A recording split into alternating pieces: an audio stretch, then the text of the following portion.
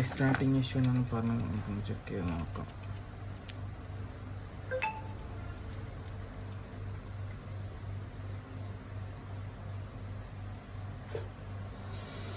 Samsung A20s ആണ്. First logo ഒന്ന് പോവുകയാണ്. അപ്പോൾ ഇത് ഞാൻ ഷോപ്പിൽ നിന്ന് ഓൾറെഡി ഇതിൻ്റെ CC ബോർഡ് ചേഞ്ച് ചെയ്തായിരുന്നു. അപ്പോൾ CC ബോർഡ് ഒറിജിനൽ അല്ലാത്ത കൊണ്ടാണ് ഈ ഇഷ്യൂ വരുന്നത്. അപ്പോൾ ജസ്റ്റ് നമുക്ക് ആ CC ബോർഡ് ഒന്ന് റിമൂവ് ചെയ്ത് വെച്ചിട്ട് ഓണാക്കി നോക്കാം. അപ്പോൾ അതിൻ്റെ സ്ട്രിപ്പ് മൊത്തത്തിൽ റിമൂവ് ചെയ്തിട്ടുണ്ട്. ഇനി നമുക്കൊന്ന് ഓണാക്കി നോക്കാം.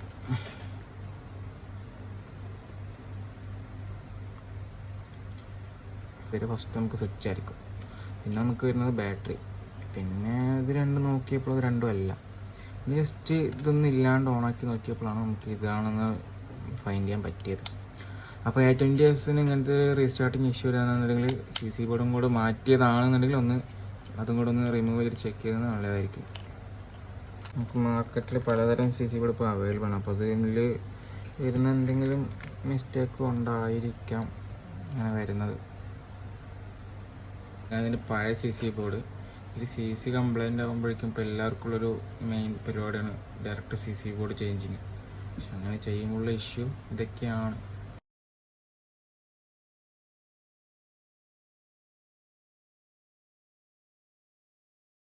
ഈ ടൈപ്പ് CC നമുക്ക് വേണ്ടത് നമ്മുടെ കയ്യില്ല. നമുക്ക് ഒരു പർച്ചേസ് ചെയ്തിട്ട് വരാം ഗൈസ്. ഓക്കെ നമ്മൾ CC വാങ്ങാൻ വേണ്ടി പോവാണ് ഗൈസ്. ഈ type CC, this type CC, this type model A20s, A20s ഇതാണല്ലേ CC മാർക്കറ്റ് ഉണ്ട്. ഈ ടൈപ്പ് ഇത് नहीं पक्का അല്ല ഭായ്. ബാക്ക് പിന്ന് നോക്ക്. പിൻ എത്രയാണ്?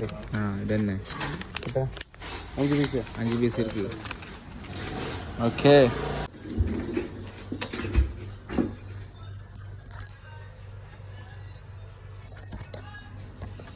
വെച്ച് നോക്കാം ഗൈസ്. ഇത് റെഡി ആയില്ലെങ്കിൽ CC കൂടെ ഒന്ന് ചേഞ്ച് ചെയ്ത്.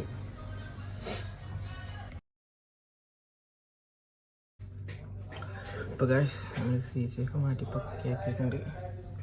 നമ്മുടെ ഒറിജിനൽ ബോർഡ് തന്നെയാണത്. ഇതവിടെ ഐസിയും കാര്യങ്ങളൊക്കെ ഉണ്ട്. നമുക്കിതൊന്ന് ഇട്ട് നോക്കാം.